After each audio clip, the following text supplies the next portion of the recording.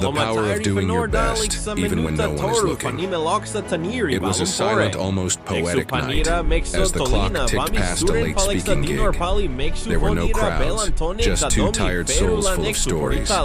My friend Renato and me. Unlike a lot of people, I never learned to drive. Not out of fear, not for lack of opportunity, but simply because I never enjoyed being behind the wheel. Simple choices shape who we are, and that was mine. Renato, always the generous one, played the chauffeur on our trips. I remember one night in particular as we were driving back from a small town near the state border. We had just finished an intense event that ran late. Between talks, hugs, and conversations, time slipped through our fingers. By the time we hit the road, it was well past 11:30 p.m. My tired body was begging for rest, but my stomach was screaming louder. Our last meal had been hours ago, and on that almost deserted road, hunger kept us company like an invisible passenger. With every mile, hope dwindled. Gas stations were closed, restaurants dark. Everything seemed to conspire to end the night with nothing but exhaustion and silence. Then, a faint light broke through the darkness. A small, simple gas station appeared like a lighthouse in the middle of nowhere. Renato pulled in without a second thought. Inside, a lit-up warming case held just two time-forgotten buns. We approached the counter like we had found treasure. "Please, can we buy those two buns?" I asked, my urgency mixed with hunger. The attendant looked at us and, with rare sincerity, replied, "If I were you, I wouldn't eat those." In that moment, without realizing it, that man gave us a lesson that would stay with us forever. It could have ended there. He could have sold us the buns. He could have just done the job he was paid to do, serve customers. But he didn't. His attitude went beyond obligation. Instead of just noting that there was nothing else available, his voice carried genuine concern. "Is there any way you could make us a sandwich?" I asked, grasping for a solution. He smiled humbly. "The kitchen is already closed. But wait. I can put together a cold sandwich. It won't be fancy, but it will at least kill your hunger." In that simple moment, we witnessed what true excellence means. It's not about having all the resources. It's about doing your best with what you have. He could have said no. He could have just repeated that the kitchen was closed. But he chose to take that extra step, to offer what he could within the limitations. And it wasn't just a sandwich we received. It was a silent lesson in humanity, dedication, and refusing to accept the bare minimum when you can offer something more. The simple bread, cheese, and ham turned into a feast because they were seasoned with generosity. As we ate, I felt a knot in my throat. Life isn't made up of huge stages, but of small gestures that change everything. The man at that gas station didn't know us, had no obligation whatsoever, but he gave us something no money can buy. Care. The next morning, still remembering that simple gesture, I thought he'd be. How often do we fail to give our best because we believe no one is watching? How often do we make our bed only when someone is visiting, or put on a smile only when there's an audience? Excellence doesn't start on stage. It's born backstage, in the small, silent acts that no one applauds. It's when you wake up, look in the mirror, and decide to be your best self even if no eyes are there to notice. It's when you do what needs to be done, not to be seen, but because you understand that your standard of living cannot be defined by mediocrity. I remember looking at my own reflection that day. Alone, I combed my hair, fixed my beard, and tidied my room.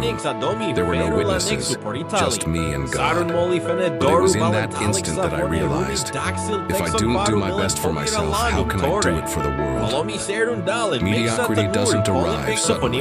It creeps in slowly, in the details, in the "I'll do it later," in the "no one will see it," until one day it becomes a habit and steals the fire that moves us. And the opposite is also true. Effort turns into habit. Silent dedication transforms into character. That's when I got it. Excellence isn't about recognition. It's about identity. What you do when no one is looking reveals who you really are. We live in a generation that, often without realizing it, has normalized the minimum effort. I did what I could has become an excuse for everything. But were we born for so-so?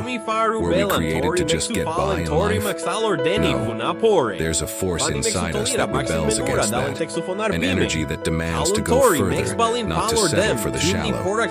Mediocrity is comfortable because it demands little, but it charges a high price. It costs your dreams, your essence, your legacy. The attendant at that gas station could have followed the rule, but he chose to break the pattern. And that made me think, how many times do we accept closed as the final answer when we could open a new door? How many times do we accept that's all there is, without asking ourselves, what else can I do? Excellence isn't about perfection. It's about commitment to something bigger. It's deciding that your life won't be guided by chance, but by intention. It's the act of doing your best even with little, because that little done with heart becomes a lot. Every time you choose care over speed, dedication over carelessness, you send a message to the universe. I am ready for more. In the daily grind, we get lost between the urgent and the important. We spend hours putting out fires and forget to build the house. The urgent keeps life moving. The important gives meaning to that movement.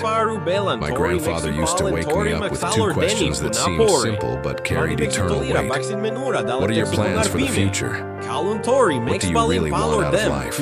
As a kid, it felt annoying. As an adult, I realized they were keys. He didn't want quick answers. He wanted to force me to think beyond today.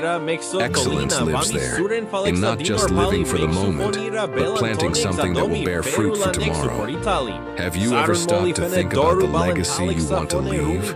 I'm not talking about possessions. I'm talking about invisible marks left in people's hearts. The attendant who served us a cold sandwich that night may never know it, but he left a seed in me that is now blossoming into this text. In the end, it's not about what we have, but what we build in others. It's not about the size of the bank account, but the depth of the footprints we leave on the path.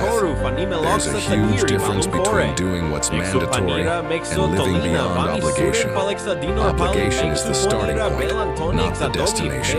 Excellent people understand that the minimum doesn't define who they are. It's just the ground from which they jump higher. Being excellent isn't being perfect. It's being human, but committed.